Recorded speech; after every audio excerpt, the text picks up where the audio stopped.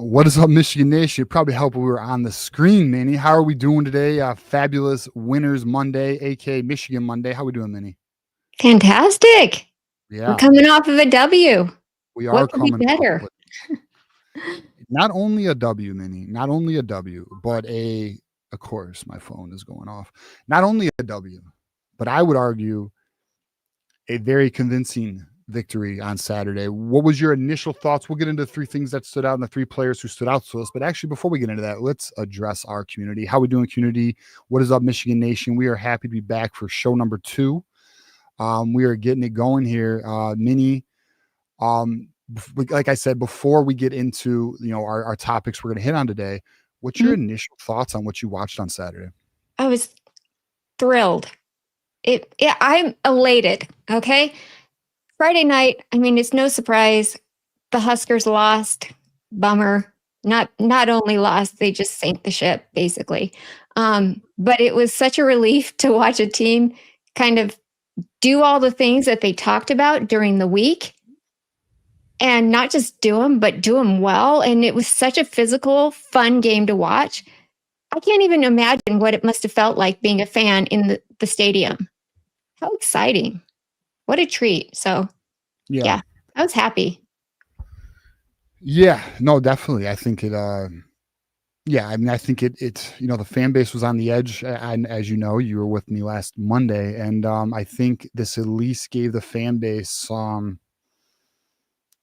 pause in terms of, I don't want to say overreacting, because I think a lot of our concerns were valid, but it did show us, okay.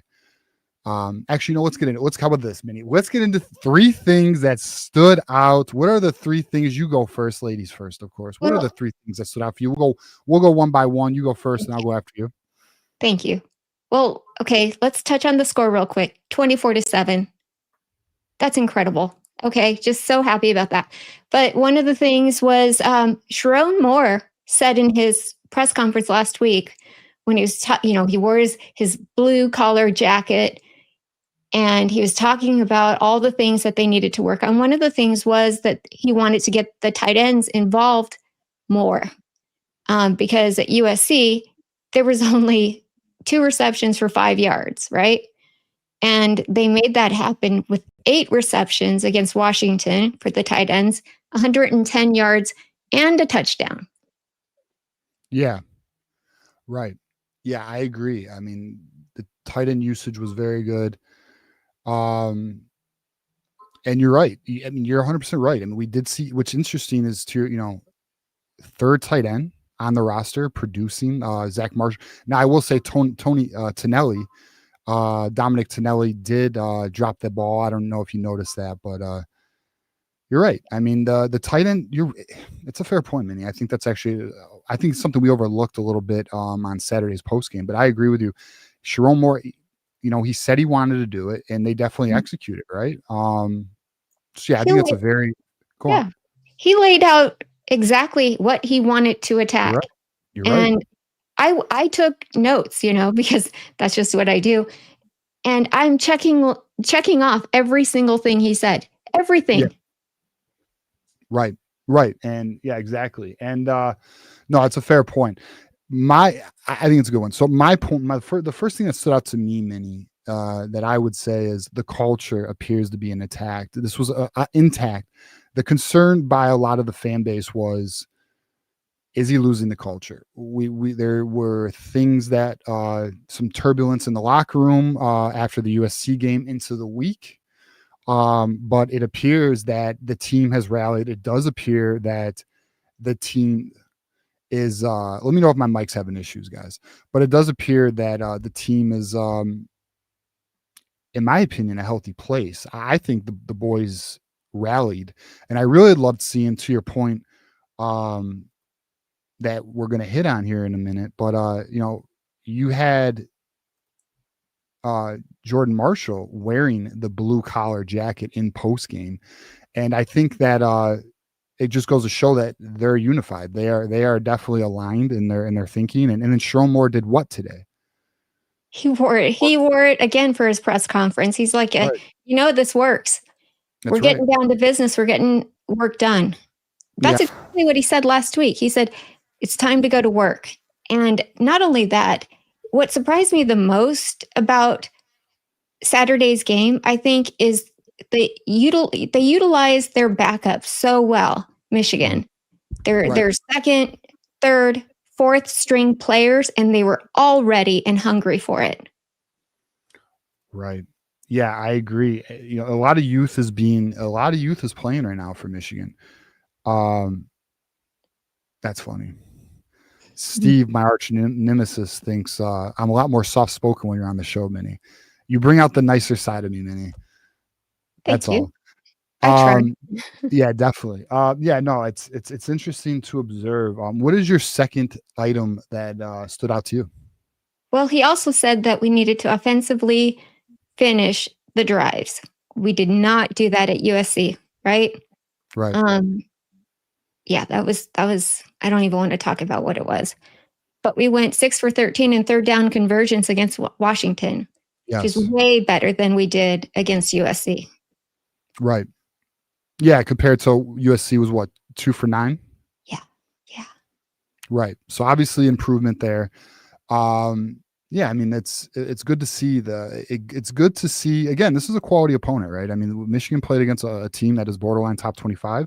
And the offense, what's interesting, and you know what, Minnie, not, kind of off topic, but on topic. If I can find this graph, there's a graph that was just put out about, and I got to try and find this because I post a lot. There was a graph that came out about complete teams, right? And the graph is essentially, it's a metric on your offense and your defense and where you stand. And actually, I found it. This is an interesting graph if I can share this. And I thought, and to be honest, I didn't plan on bringing this up, but I think this is pretty good. So this graph here, and it might be hard for people to see, and let me see if I can make it bigger. Actually, I can. So if we look at this graph here, right, this is interesting to me. So essentially on your left hand side, your y axis, you have adjusted success rate allowed defense, right? Mhm. And then on your x axis, you have adjusted success rate of offense. Look where Michigan is. So your top teams in the nation are in your top right corner, right? That's your complete team. So if you look over here, complete teams. Oklahoma, who we lost to, is essentially at the top. You could argue Indiana is the most complete team out of everybody. And then you have this group of playoff teams from Notre Dame to Ohio State, Oregon, Georgia, Alabama. Then you have some outliers like Texas A&M, et cetera. But Michigan is right here. Michigan is just it's in the complete team category. And I do believe that the Washington game helped considerably the way that they played. The other team we lost to is what? USC, also in the complete team category. So if you look at our two losses, they are two teams that are ranked essentially above us in the metric. And in my opinion, Minnie, if Michigan, you know what, actually, now that I think about it, I should have saved this to our topic at the end of the show. But in my opinion, Minnie, Michigan's in a good position at this point in the season, and they appear to be, with an opportunity here to really get themselves in this top group of teams here. And I think if the defense, which I'll talk with my next topic, wink adjusted. It does appear that Michigan wink adjusted for this game, right? So if Michigan can continue this trajectory of the offense playing in a more smoother manner, which it looks like it's finding itself, it looks like it's finding its balance, and then this defense making the proper adjustments, we may find ourselves in this higher echelon here of these playoff teams. And going into the Ohio State game, we very well may find ourselves at 9-2. And with a victory, we are in the playoffs, Minnie. But yeah, so I guess I'll hit on my next topic, which is the tackling is better. And I know that's something you also was on your mind, Minnie. So we can hit on this together. What did you see when you watched, Michigan's improvement this past weekend? TJ, that's the other thing that he talked about last week, Sharon Moore. He said, we need to improve on angles. And I know you and John had talked about that a lot the previous Saturday. But just tackling issues need to get improved, period. Yeah. And they reduced the missed tackles. They missed 14 against USC. They only missed 3 against Washington. What a stat, man. Good for you. Hell yeah. Hell of a stat. All right. I didn't even know that. So that's an excellent stat. Wow. 14 missed tackles against USC, and they got to 3 against Washington. And you can honestly, the eye test, you can easily tell the difference. The boys definitely, that's hilarious. B-Dub says, well, Hillman wasn't playing, so that eliminated. Relax, B-Dub. Hillman will get it together. But he's not wrong. Hillman has been one of our worst tacklers. Well, then, you gotta let the next guy up play, right? Yeah, absolutely. Minnie, do you want to hit on your last thing that stood out to you this game? Okay, the stifled running game. That's what they did against Washington, you mean? Well, I think you have, let's see. Was it the finishing the drives was your other topic? Shoot. Am I lost again? Oh. Yeah, actually, I think we jumped it when we were talking about what Moore wanted to do. That's all right. Let me hit on mine. So my actually we hit on mine too, which was the wink adjustment. So those are the things that stood out. Mine was wink adjusted, tackling better, and the culture. We hit on all those. But yeah, it does appear that Michigan is trending in the right direction. And Michigan did finish drives, Minnie, and Michigan did involve their tight ends. And that, like you had on your list, is the tackling was improved. One thing actually, let's do a bonus. Actually, here, let's show some love to our community here. If you guys want us to read your super chats at the end of the show or during the show, send us a super chat. We'd greatly appreciate it. We got B-Dub here. I think at the end of the day, the players, no matter what, will play for Sharon. It's up to the coaches to not fail them, it seems. That's a really good super chat because the players need to, like we talked about a week ago, Michigan, yes, the coaches need to put them in a position to succeed, but at the same time, the players need to execute. I mean, listen, they know how to tackle. Like, they've been playing football their whole life.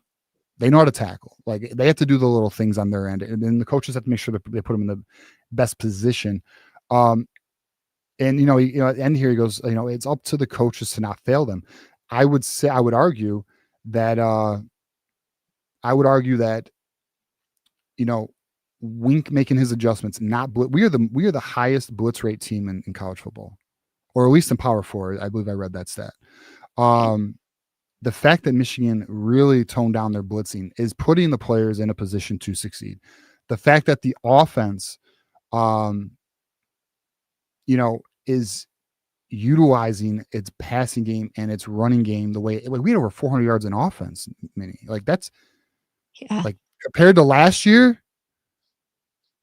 400 yards, 417. We had trouble getting like 120 last year. I mean, like, You were talking about PTSD before the show. I'm giving myself PTSD just thinking about last year's offense. I can't even imagine. You guys hung in there, though. Good going. We had an elite defense, thankfully. I mean, we were still, and we beat our rivals. It was a good time. All right, so let's talk about the 3 players who stood out to us, Minnie. All right. We have Tom Bouchard here gifted a membership to the community. Appreciate you, Tom.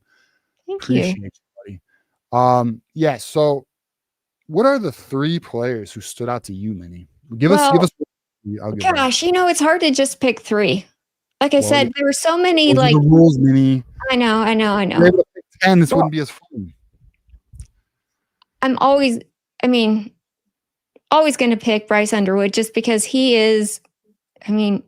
He's fantastic. Some of his throws are incredible. You just look at him and think, how on earth did he make that? Yeah. He makes plays happen.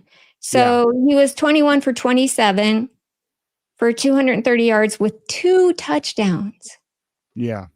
What a fantastic stat for a true freshman. Absolutely. Yeah. Bryce Underwood played arguably his best game of his young career. And not only that, what's amazing, Minnie, is, his stats, which were 21 for 27. Mm-hmm. He had 4 drops. Now, 3 of them, one of them was on him. He overthrew the ball to Bredesen, even though it hit his hand. It was really not a catchable ball. The other 3, 2 to Morgan and 1 to Tonelli, he really should have been 24 for 27, which is absolutely insane. Just a great, very strong game by him. Very strong game. Yes, Tom. Yeah, drop passes. Yeah, Morgan. We'll see how much. I don't know. The coaching staff's got to do something there. That's just what I'll say there. So I also had Underwood, Minnie. I'm going to go to my next player who stood out to me, and it's Derek Moore. Oh yeah, Derek Moore. Gosh, wow. Was actually PFF's Defensive Player of the Week. Derek Moore had an elite game here. I'm actually looking for the stats right now. I should have had this ready. I have him. But yeah, Derek Moore. Go on. I thought I had him. Hold on. You're good. I got him right here. Okay, go ahead. So So Derek Moore had 6 total tackles, 2 sacks, 2 tackles for loss. He was PFF's highest defensive graded player. So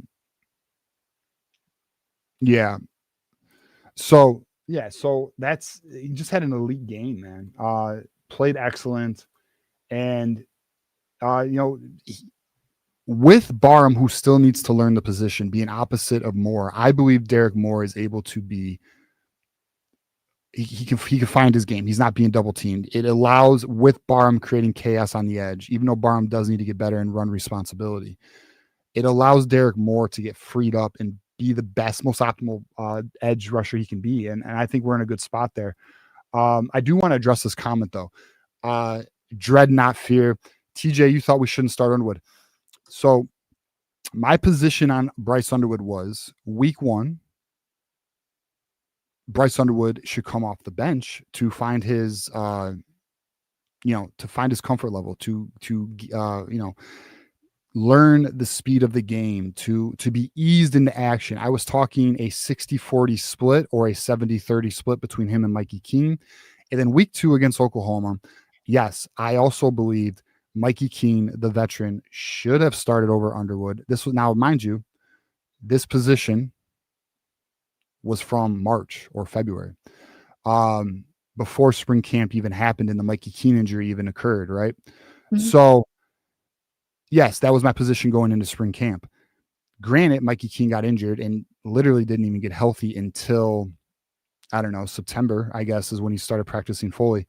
Bryce Underwood became undeniable. And I said it would have to take Bryce Underwood becoming undeniable for him to start from the very beginning. And then by week 3, I said Bryce Underwood should start. So yes, that was my position. Let me ask you a question, TJ. Huh? How was your offensive line last year? Exactly. And that was one of the reasons why I wanted Underwood to get eased into it, because I didn't know what this offensive line was going to give us. I didn't want to David Carr Bryce Underwood. And for those who don't know, David Carr was ruined because his offensive line couldn't protect him in the NFL. So That was my concern. So yes, my position was week 1, week 2, Mikey Keene start, ease Bryce Underwood in with a 60, 40, 70, 30 split. And then week 3 against Central Michigan, allow the young man to begin his career.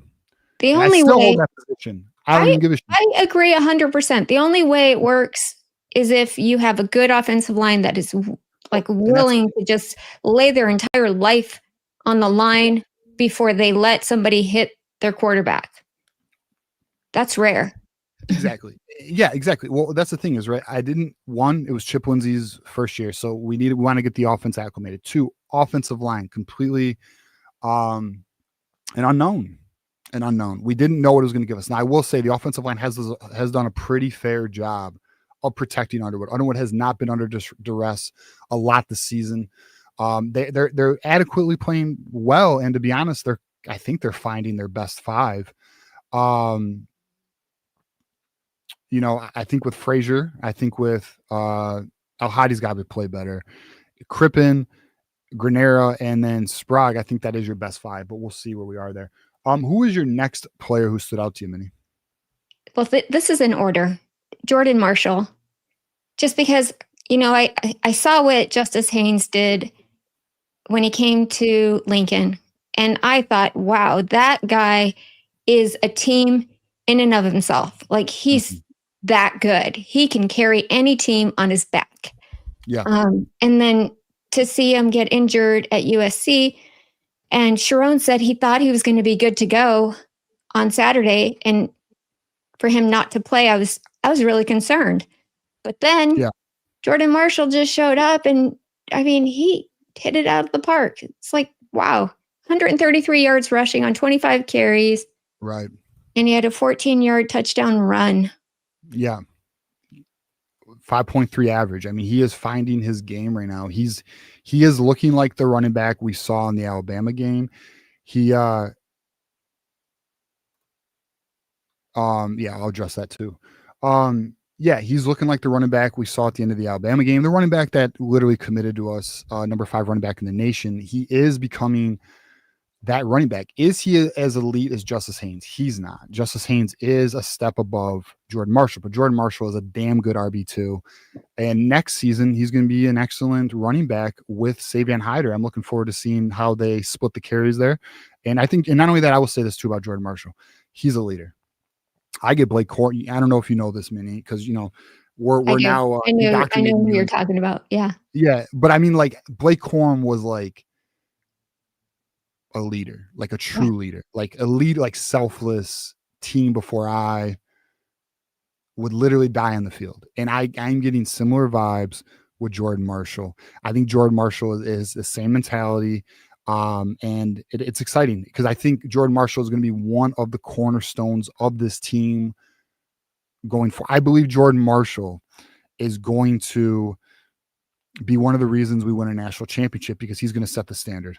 He's going to set the standard in terms of the culture, in terms of this, what is expected. I believe that. I've felt that way for a while. So then to Tom Bouchard here.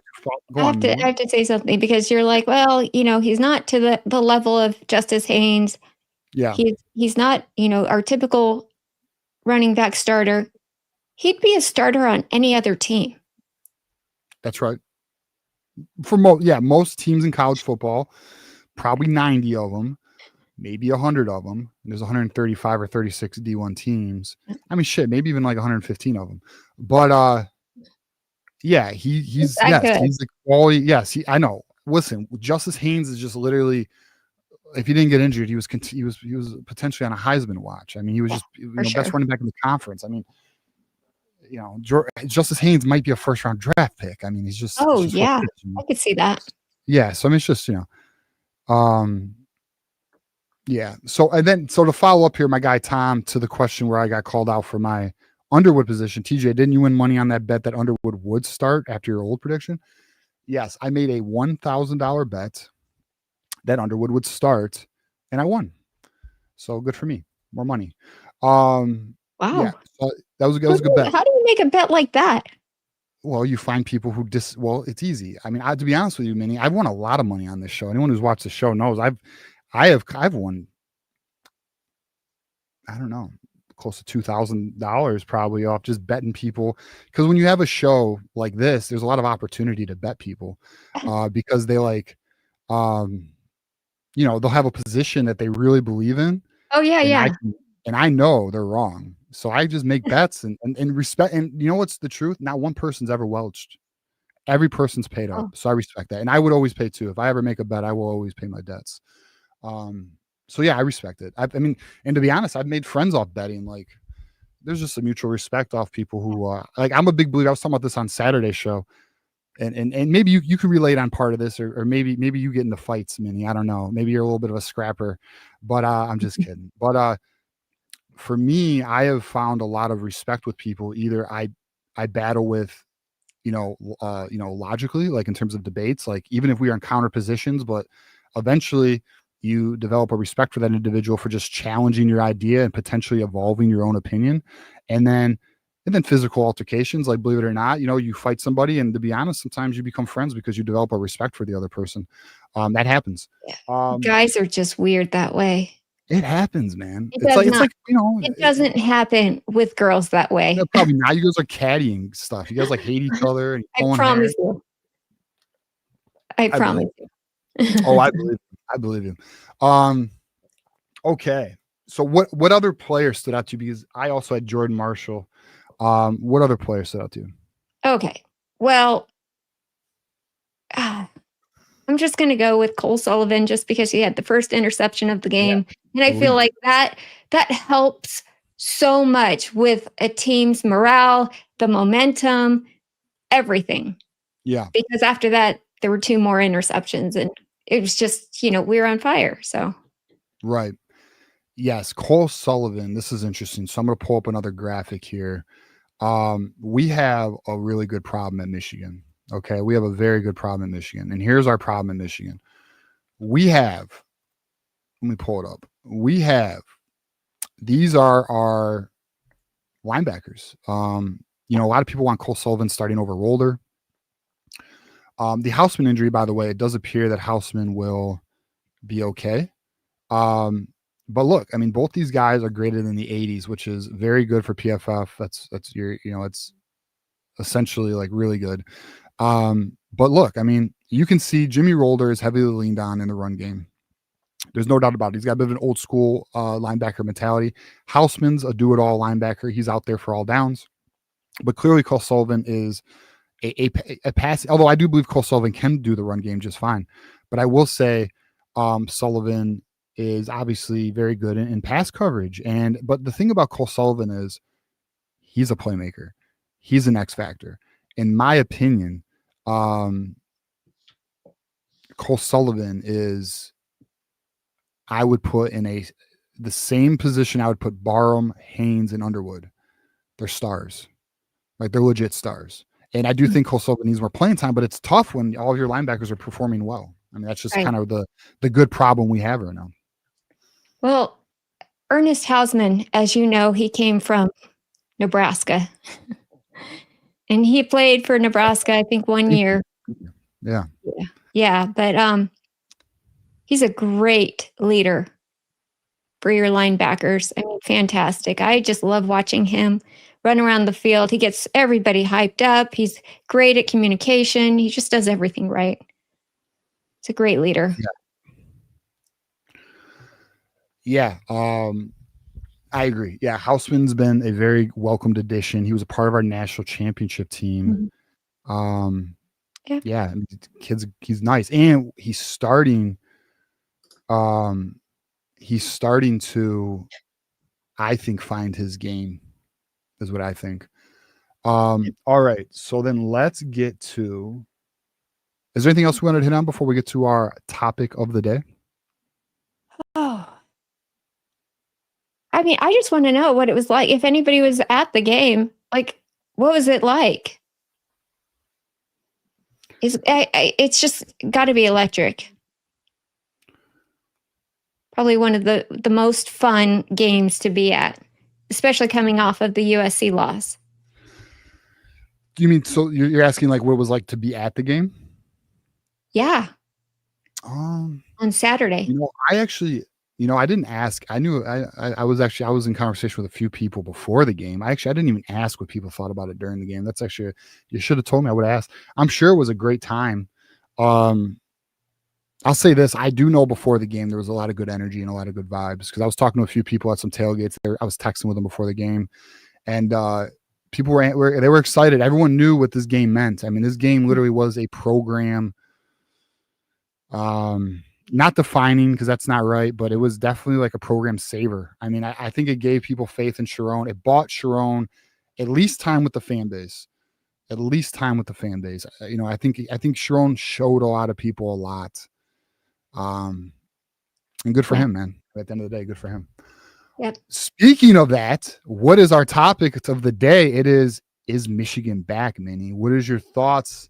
Do you think Michigan is back in the playoff hunt? Are they a team that is a top 12 team in the nation?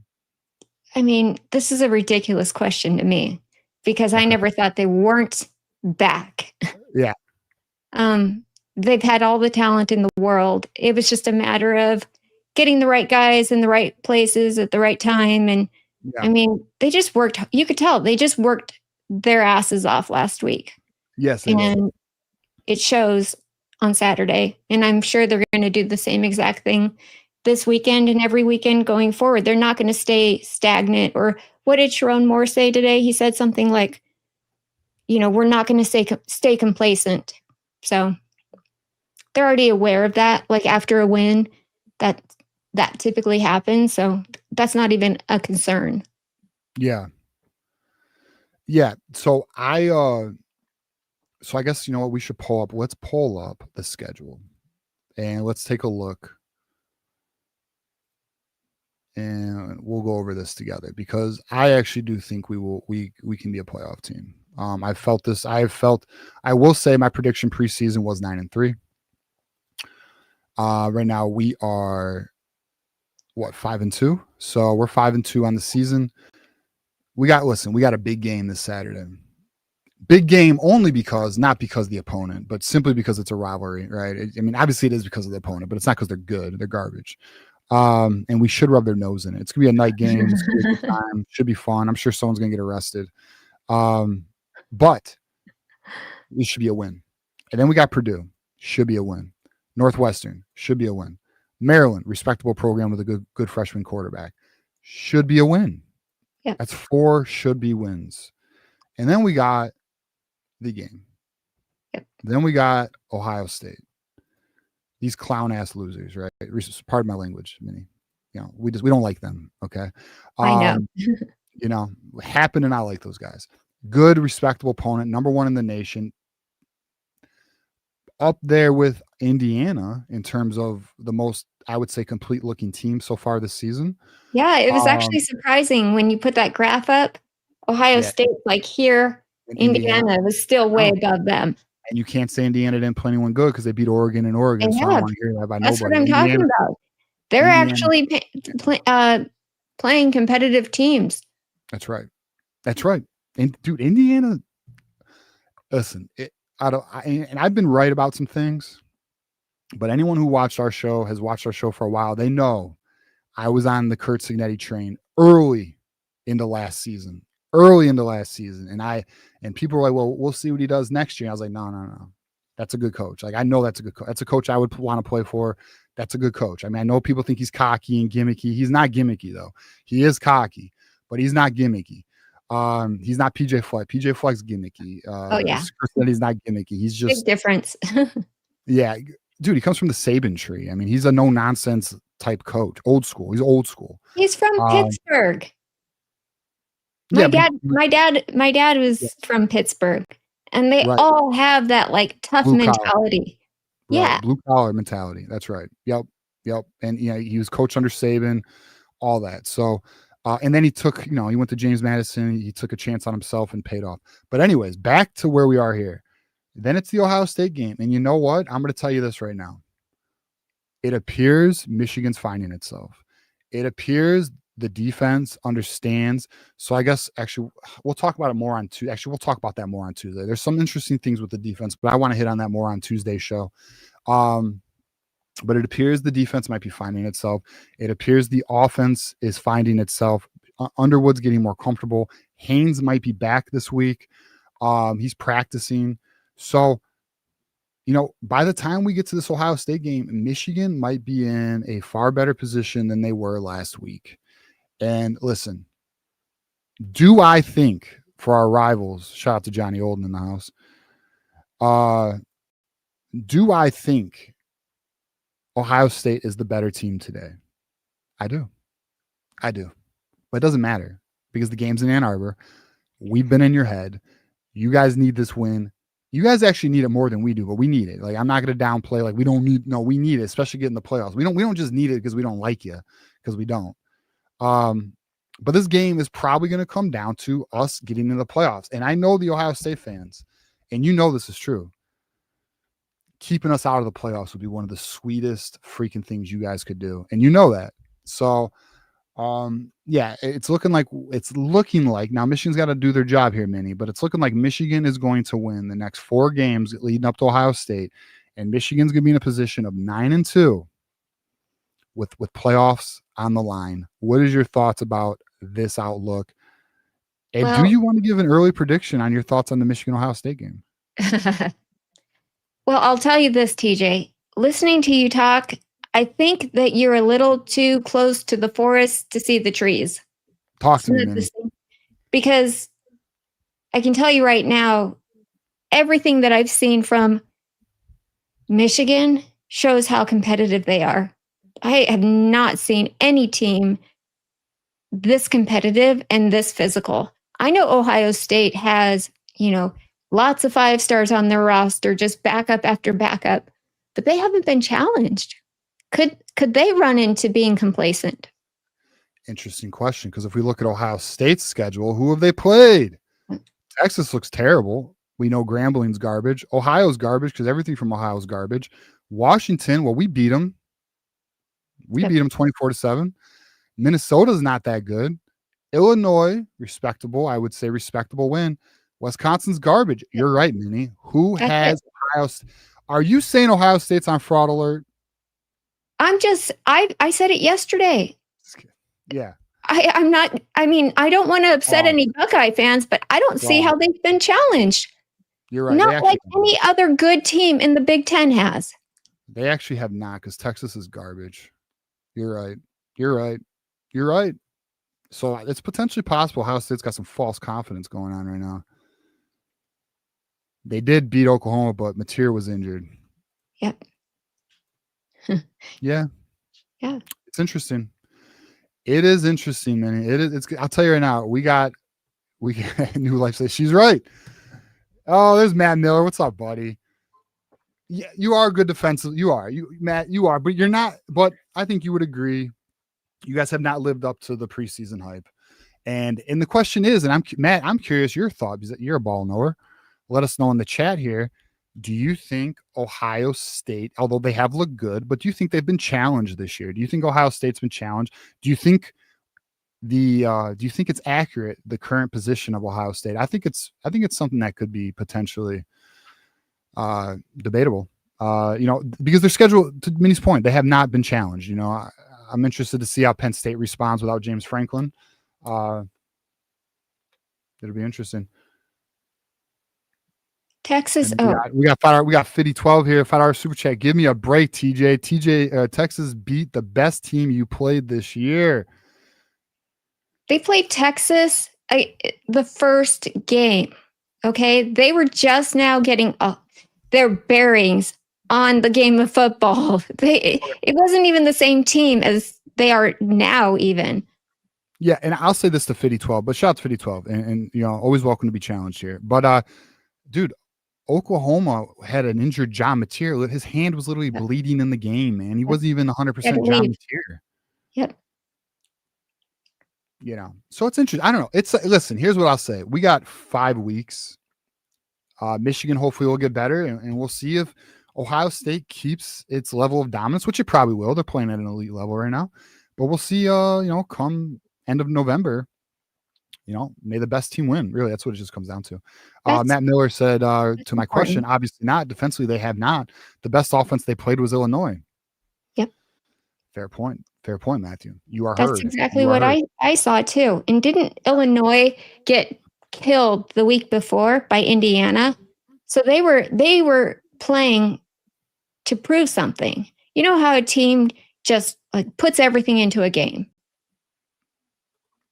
Yes. And you're right. They did get killed by Indiana. Minnie is a certified ball knower. Yeah, I mean, no question, Minnie. I mean, you're right. I mean, I think this is what makes it so interesting. It's an interesting year for college football because It is. I I don't love know it. what it is, but there's a lot of not good teams. A lot of just, I think there's just a lot of average teams in college football. You know, I don't know. It looked that way at the beginning of the year. I think there's a lot of teams that are figuring it out midway through. That's why I don't think you want to become complacent ever. Rashad brings up a good point here too. Illinois beat USC. You're right. Illinois did beat USC, and USC played their. We made it USC look elite, man. But I will say the Notre Dame USC game was pretty good. And two, our resident troll Michael, shout out to Michael, proud Notre Dame fan, proud Cowboy fan, crazy. Look, Notre Dame, even though they lost their 2 games, so I'm gonna give you some credit. I'm gonna see. Look, Michael, I'm a nice guy. I'm a nice guy, Michael. I like Notre Dame. I actually think Notre Dame looks pretty good right now. I will say the rest of your schedule is a cupcake. So welcome to the playoffs. Congratulations, you're in. But I really do like a lot of what Notre Dame has to offer. We got Garrison here. I'm not Garrison. Don't put Notre Dame as I'm not there, but they're in the playoff. I mean, I think have you seen their schedule? They're in the playoff. Like they are in. I would bet anyone money that Notre Dame is making it the playoff. Notre Dame has probably the cakest schedule. Yeah, they got past USC. That was probably the hardest game. That what? Well, dude, that's the thing about Notre Dame. Like, let me see if I can find Notre Dame's schedule. Shoot. Look at this. Anyone who has not seen this, this is hilarious. This is freaking, this shit is so damn funny. All right, here it is. This schedule is so funny to me. Look at this. So, okay, you play Miami, frauds, beat them. Texas A&M, we all know what Texas A&M, you know, they never live up to their potential. And then they get tough Purdue, tough Arkansas, tough Boise State, tough North Carolina. And then they get, okay, USC, fair opponent, and you won. And I watched that game.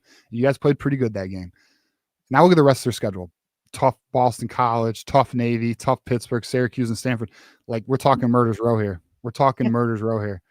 But they're in the playoff. They are not losing. Like Notre Dame, they're not losing. So congrats. Congrats on your playoff entry. Yep. So Michael goes, no, Navy will be undefeated. Well, who the hell does Navy play? Let's look. Who does Navy play? Well, good thing they beat VMI. You know, those guys. UAB, Tulsa, Rice, Temple. Shit. Jeez. Florida Atlantic, North Texas. Yeah, you better believe they'll be undefeated. But then they got you and big bad USF. So we'll see there. But yeah, I don't know. It's interesting. I'll say this. It's interesting. I am hoping Michigander, what the hell, man? You're late. But no, actually, Michigander, you know what? It's not your fault. This is supposed to be a 7:00 show. Oh, that's true. That's true. This is supposed to be a 7:00 show, Michigander. So you're fine. It's a 6 p.m. show because the Lions play at 7:00 Monday Night Football against Tampa Bay.